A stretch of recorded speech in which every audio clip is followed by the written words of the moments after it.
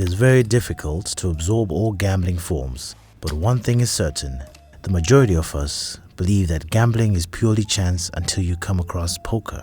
Most poker players will tell you that it's really up and down, and the psychological torment you can go through of sometimes losing can break a man.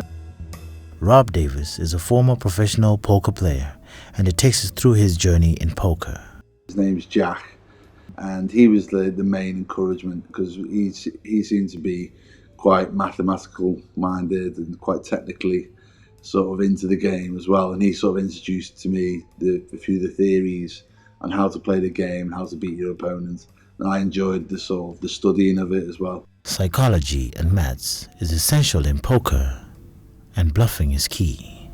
The element of bluffing, really, and using the psychology of the game to beat your opponent. Online poker has massively risen in the last decade, and this has contributed enormous profits for gambling business owners. When actually money really got involved was when I started playing a bit online, and then you could play in tournaments which were a lot bigger, where there's like hundreds of people, even thousands of people involved. So the amount of, you could be betting, putting £3 into a tournament, but the winner of the tournament could take nearly £200-300, and that's where sort of more gripped me the idea of trying to, there's potentially money to be made out of it. Casinos still maintain the attraction and glitz attached to gambling. If I was playing in a casino and I went there in the evening and played for 12 hours, if I went home with £150 more in my pocket than I went, I'd be pretty happy, but not extremely happy. With the amounts of skills that poker calls for, would one say luck is also key, or is it just mind game? The argument of poker being skill or luck is an ongoing debate, but one thing is widely accepted: playing an opponent opens up more opportunities of winning than playing casino games, which entirely relies on chance. If you look at the statistics, the house has always got an edge, even if it's only a couple of percent. For example, when you spin the roulette wheel, there's 37 holes, you only get paid 36. So there's always that one bit, the 3% chance that they'll take. So as more spins you do, the more chance you've got to lose, but you might just get lucky.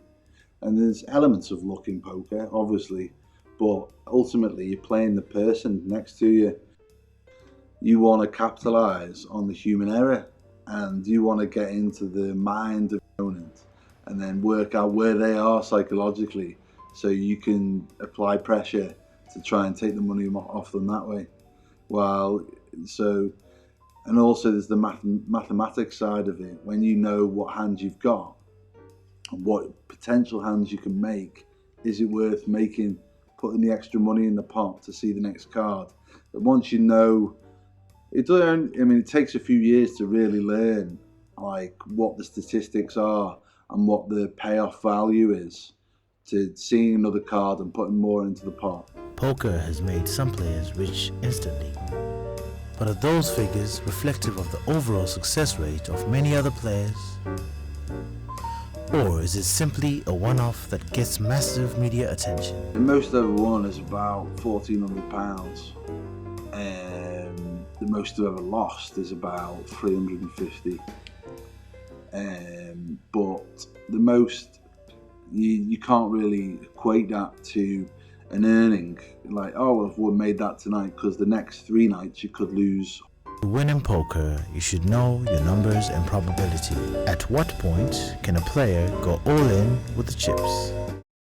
Callum is a mathematician who specializes in poker. Mathematics is probably very key at the beginning of a game, because you want to weigh up what order you're sat in on the table. Obviously everyone starts their betting in a specific order, and if you're earlier on in the table, you don't want to be as risky. So if you know you have 2 aces, you have a very strong hand, and it will probably not matter where you're sat on the table. You would want to bet either way. However, if you're sat late in the table, there's a lot more hands that are beneficial. If not a lot of people have bet, you can normally sway on the side of people might not have the best hands. Obviously, psychology is still a part, and some people might try and trick you into thinking they don't have a good hand, which is why mathematics isn't always foolproof in poker. And then obviously at the end, maths is also helpful. You need to weigh up how many different hands could possibly be made off of the 5 cards on the table and the 2 cards in your hand. How many more hands are better than your hand? And that will obviously help you decide whether you want to bet more. However, if someone bets a lot of money, you have to weigh up, do you want to bet that percentage of your chips against that percentage of winning? As the game progresses, mind games kick in. At this point, players engage in some sort of psychological warfare to exploit the weaknesses of the opponent. You're looking at your opponents, you're seeing they've already lost some money. Maybe they're trying to chase, to try and get their money back that they've won. Or maybe they've even won a load of money playing on roulette in the casino, and they're like, well, whatever, I might as well gamble with this money. You have to analyse where they are in that time of the evening, or what sort of state of mind they're in to the way they're playing the game. But the optimal way to play is to keep a steady game, mathematically minded, and then just capitalise on when you know when your opponent's weak. Researchers and people interested in poker have always debated if poker is a game of skill or luck. But again, what activity doesn't need luck to succeed? Even with the most obvious skills, it's fair to say a combination of skill and luck is needed. When you play poker, you're at a casino. There's always casino games. The whole idea of casinos having poker tournaments is to get those players there, lots of players there, and then the chances are that they're going to go and play the casino games as well. When I first started playing, I was doing it seriously. I would never play the casino games because I knew that you can't beat them. They'd suck you in, and that's the real gamble, and I felt that I was getting more involved in the casino games because you'd have a big win, but then you'd lose, and then I'd say that's when I realised, like, wait a sec, I'm not enjoying going out and playing poker anymore because I'm going home having lost 100 quid playing roulette. New players join, and with it, the competition becomes tight. It's an evolving game in the sense that if you can't just say, right, I've mastered it, I will eventually win the game. It evolves in the sense that different people are playing it all the time. More and more people playing it, more and more information on the internet how to play it, that you've got to be ahead of the curve to be able to keep winning. Poker, still being gambling and competitive in nature, it pushes the players to the limits in their pursuit of excellence and success. But at what cost? When I felt actually addicted, you would actually feel the actual tenseness growing. And not in no way angry or anything, I just almost feel the adrenaline sort of building, like, you actually want to go and do it, but then you can't do it because my partner's saying, no, you can't, I don't want to fall out with her. But that's the main times I actually felt it was like, I felt the chemical in my body actually going, I want to go, But what happens when you lose?